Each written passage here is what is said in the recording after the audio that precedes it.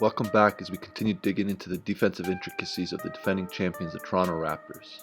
In part 1, we looked at the foundational and fundamental building blocks of the Raptors' defense. Be sure to check out that video if you haven't already.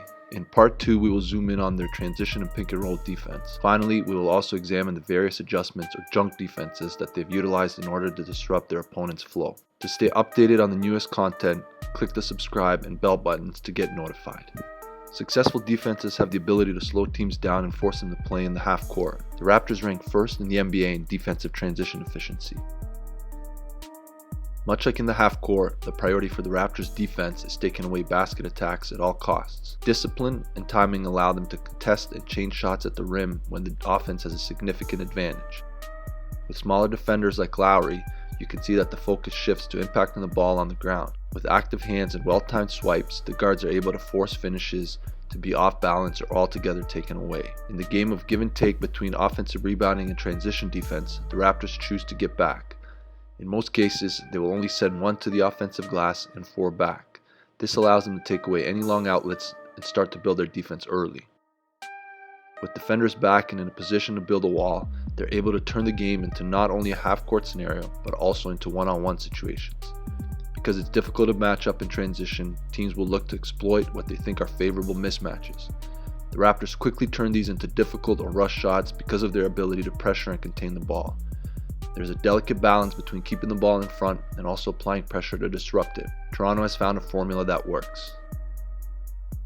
The Raptors' defense is built around putting teams into unfavorable situations. One of the main ways they do this is by showing bodies in front of the ball. As they shrink and pack the paint, they're able to slow attackers in transition, forcing them to get rid of the ball or having to operate in a crowd.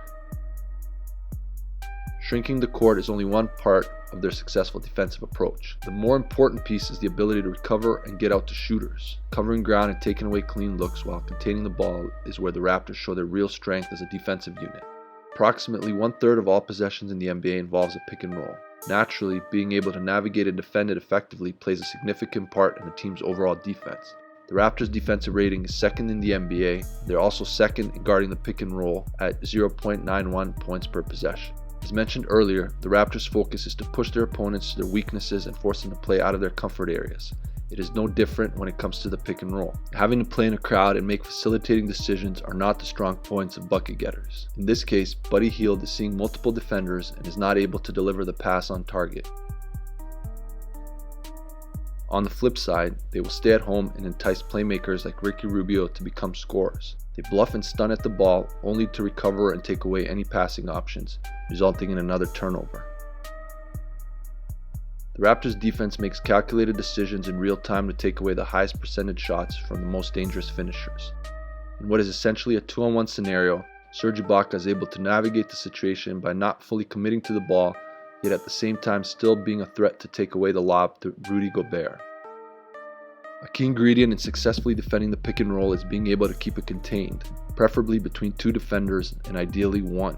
Active feet and not dying in screens is essential in turning pick and rolls into single coverage situations.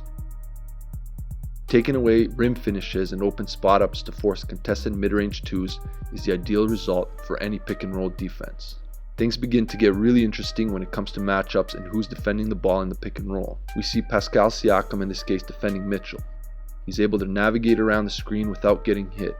Even though Mitchell has an advantage going downhill, Serge Ibaka trusts that Siakam will be able to get back and make a play on the ball. This allows Ibaka to stay at home and take away any lobs over the top to Gobert. Siakam's length and activity in the last-second dig by Rondae Hollis-Jefferson forced Mitchell into a tough contested floater.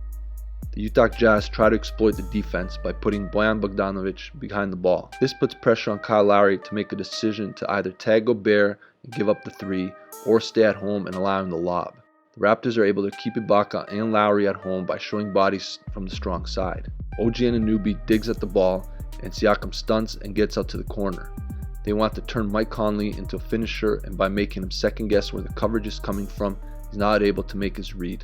A defensive pick and roll tactic that has become growingly popular in Europe is what some call the jump switch.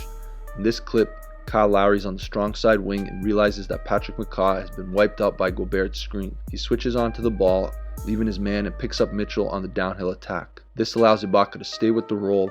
They are able to neutralize the pick and roll once again. With size, length, and lateral foot speed, the Raptors have a range of players that they're comfortable switching onto the ball. In today's NBA game that has increasingly transitioned to attacking switches with speed on the perimeter rather than size inside, Toronto is king. Switches allow the pick and roll to stay contained between two defenders, and this becomes another opportunity for the Raptors to showcase their versatility. On the occasion that there is a breakdown and the ball handler gains an advantage going to the rim, Toronto is excellent playing in scramble mode. Next defender up is in place and providing the needed help. With length and activity, they force the defense to miss time passes and give themselves an opportunity to recover and back into the play. They have crafty two-man combinations showcasing their savvy and synergy. They're able to switch not only on the pick and roll but also switch back with a peel-off to take away a potentially threatening drive. On the occasion that teams try to pound the ball inside and take advantage of a size mismatch, the Raptors have arguably the most crafty guard post defender in Kyle Lowry. He does a great job angling, using his hands and clawing to make it difficult for the bigs to establish position. On the catch, the Raptors are sending help and Lowry's playing cat and mouse with the post player to keep him guessing. They show terrific savvy and discipline in defending increasingly popular guard-to-guard screens and also go screens, where no actual screen occurs. In single possessions, teams will deploy multiple screens in order to get the matchup that they prefer. The Raptors are able to keep the ball contained and only switch when the situation actually calls for it. With Siakam defending the screener, the Raptors become even more aggressive in engaging the ball. He's not only comfortable switching to it, but utilizes his length to trap and hard hedge. A quick blitz brings an element of surprise that throws off the timing of the offensive execution. With the mobility and athleticism of Siakam and Anunoby, and even Ibaka and Boucher, the Raptors have a lot of flexibility and options in how they want to keep defenses guessing in the pick and roll.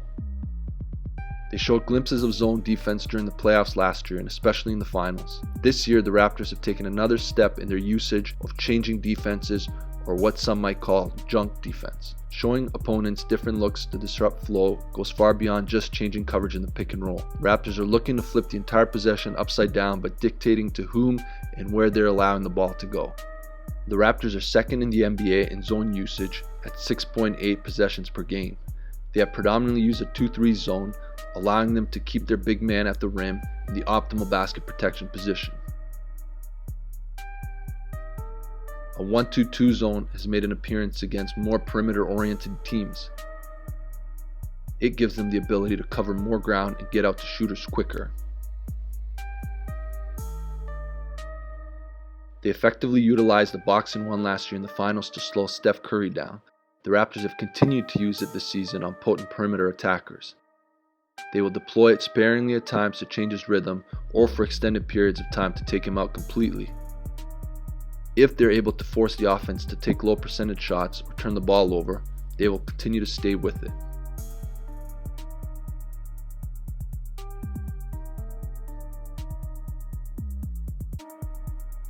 Versus James Harden, they use an early double team on the perimeter to get the ball out of his hands. Once he gets rid of it, they stay matched up in man-to-man defense and deny the pass back to him. These are imperfect situations and breakdowns are bound to happen. However, with a high level of communication and connectedness, Toronto is able to cover outnumber situations off the ball at a high level. Even though the usage of low post play has continued to decrease, the top teams in the NBA are continuing to exploit and attack from the block. Toronto has combated these scenarios extremely well and ranks second in the NBA in low post defense. In order to get strong post-up attackers out of their comfort zone, the Raptors will aggressively trap and turn them into passers rather than scorers. Sending a second defender to the ball results in a 4-on-3 situation away from it. Toronto's ability to negate outnumber scenarios is highlighted once again in how they're able to communicate and stay connected to take away easy scoring opportunities. Changing up when the trap is coming keeps the offense on their toes and unable to get their timing right. The Raptors may bring the second defender early on the catch and force a kick out quickly, or they may come late on the dribble. This gives the perception that they may not be coming at all, and it forces the post player to make a decision while playing in a crowd.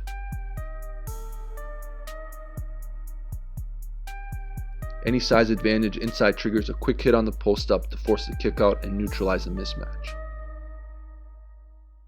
As the NBA heads towards the restart, how quickly can the Raptors regain the level of execution and connectedness that was so vital to their success in the first part of the season?